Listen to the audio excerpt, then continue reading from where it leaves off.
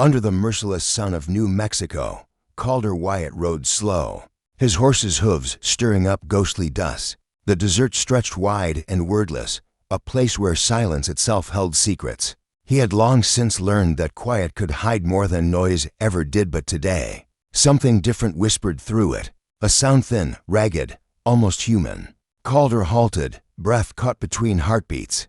It wasn't the wind. It was pain trying to speak, rifle slung to his shoulder. He stepped through the brush, and there beneath the oldest cottonwood hung a girl, wrists bound, body limp, the color of her skin scorched by the sun. Above her, a sign screamed in red paint, "White man, don't forgive." Calder's jaw tightened. The air felt cursed, like the desert itself was watching. He whispered to no one, "Lord help us both." Then he drew his knife. The rope came loose with a harsh snap, and the girl collapsed into his arms light as a prayer. Burning with fever, Calder laid her down gently, checking her pulse with hands that had forgotten softness. The words on that sign still burned in his mind, carved deep like an old scar. Her face was young, proud even in ruin. Blood crusted her lips. Her wrists were raw. She opened her eyes once dark, searching, and then slipped into silence again. Calder muttered, "Whoever did this meant for you to die slow." He gave her his coat, the only shelter he had to offer. "You hear me, girl? You're safe now." She made no sound, only breathed. He looked toward the horizon, toward the vastness that never answered. "Then it's just you and me," he said quietly. And with that, Calder Wyatt carried her home. His ranch was no paradise, just a cabin with tired walls, a cot, and the echo of a man's loneliness. But it was safe. Calder set her down, washed her wounds, and whispered comfort to someone too far gone to hear it. He spoke softly as he cleaned the dust from her feet. "I ain't going to hurt you. I've done enough of that in other lives." She watched him through half-closed eyes, suspicion wrapped in weakness. He saw in her a strength that refused to die, even when everything else had. When he finished, he tucked her in, naming her softly, "Lena. You look like a Lena." That night, he slept in the barn, his back against the door, rifle by his side. The sign still haunted him, its red letters floating in the dark. "White man, don't forgive." But Calder didn't want forgiveness. He wanted peace. 3 days passed before the trouble found him again.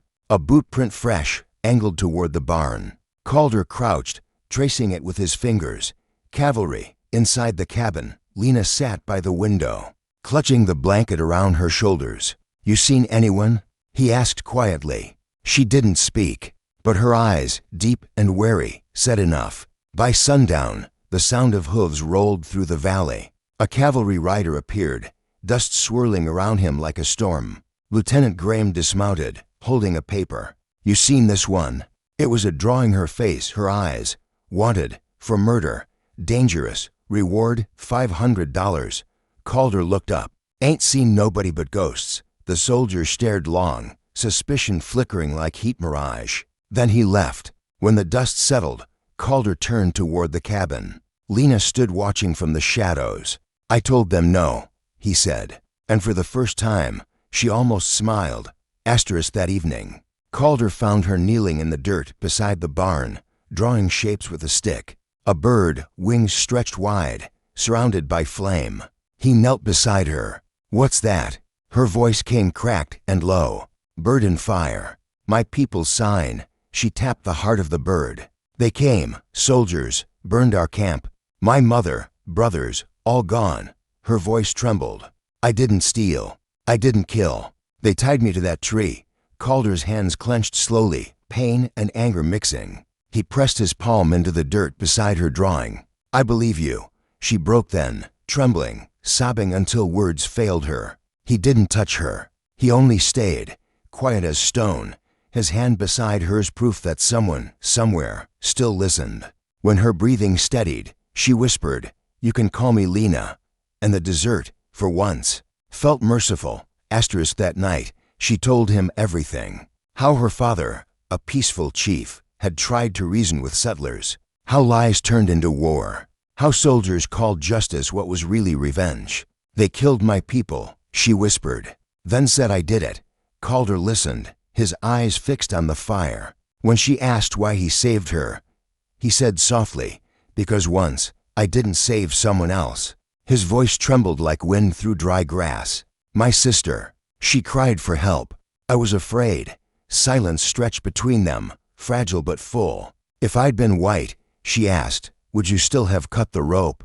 He looked at her for a long time, then touched her chin gently. "I don't love skin," he said. "I love what breathes under it." And when she leaned into him, their kiss was quiet like forgiveness wrapped in FIRELIGHT. Peace never lasts long in the desert. By morning, Calder felt it, the weight in the wind, the promise of storm. 3 men rode in from town, rifles gleaming, greed in their eyes.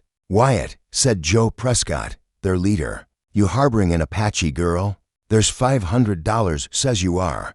Calder stood on his porch, calm as carved stone. "You hear too much, Joe." Prescott spat in the dirt. "We'll be back with more men." That night, Calder burned the sign that had once hung above Lena's head.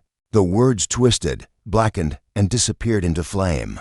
Lena watched silently beside him. The firelight danced in her eyes, half grief, half freedom. "Thank you," she whispered. He nodded. "Should have done it sooner." As the last ember died, he looked at her and realized the fire hadn't destroyed something, it had begun something. At dawn, the sky turned silver over the ridge. Calder packed the saddlebags, jerky, water, and hope. "We ride south tonight," he said. "Past the border. To freedom." Lena nodded, her eyes clear, her resolve stronger than the horizon. When she reached for his hand, he felt it, the trust, the promise, the quiet defiance. "I want to live," she said softly, "as your wife."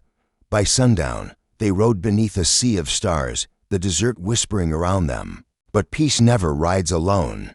A gunshot cracked the night. Calder fell, blood staining his shirt. Lena screamed, dragging him toward cover as bullets tore through stone. "Leave me," he gasped. "I won't." She pulled him into the shadows of the canyon, her breath ragged, her heart fierce. Love, in this land, was always a fight, and tonight she refused to lose it. When the sun rose again, Calder lay beneath a canvas tent by the river's bend, feverish but alive. Lena no, Ayana now sat beside him, washing his wounds. He stirred. "What's your real name?" She smiled faintly. "Ayana. It means peaceful river." He closed his eyes, the name flowing through him like prayer. "You're the only peace I ever found." Outside, the river murmured, carrying away what pain it could. Ayana looked toward the horizon, her hand resting on her belly, a promise of life beginning again. The ghosts were gone. The land, at last, was quiet. Calder opened his eyes just enough to see her silhouette, framed in gold light. "Guess the river won," he murmured. Ayana smiled. "No, Calder. We did." Seasons passed. On the far edge of the borderlands, a small cabin stood near the river's turn. Smoke curled from its chimney, and laughter sometimes drifted across the reeds. Ayana worked by the fire, sewing a tiny shirt for the child she carried. Calder trained a young horse nearby, his voice low and gentle. In the evenings, they walked hand in hand to the water. The world had forgotten them, but they hadn't forgotten mercy. "Little one," Ayana whispered to her unborn child, "your father didn't just forgive. He learned to love." Calder pressed a kiss to her forehead, watching the river flow steady, endless, alive. Because out here, even scars could become stories worth keeping. And real love was the wildest thing of all. Subscribe to my channel, Tales of the Wild West, for more stories like this.